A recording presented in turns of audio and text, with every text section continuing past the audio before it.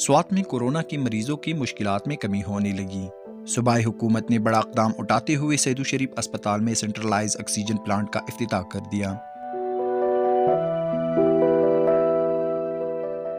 افتتاح کے موقع پر وزیر اعلیٰ خیبر پختونخوا محمود خان کے خصوصی سیکرٹری محمد خالق نے گفتگو کرتے ہوئے کہا کہ وزیر اعلیٰ محمود خان سوات سمیت پورے صوبے میں صحت کی سہولیات کی فراہمی کے لیے ترجیحی بنیادوں پر توجہ دے رہے ہیں اور صوبے میں کورونا کی صورتحال سے نمٹنے کے لیے وزیر صحت سمیت تمام حکام کو سختی سے ہدایت جاری کی ہے۔ سیدو شریف اسپتال میں آکسیجن پلانٹ سے کووڈ کے تمام مریضوں کو 24 گھنٹے بلا تعطیل آکسیجن کی فراہمی یقینی ہوگی۔ آکسیجن پلانٹ اسپتال کی تمام شعبوں کو بلا رکاوٹ آکسیجن فراہم کرے گا۔ وقاص ہارون، sportstory.news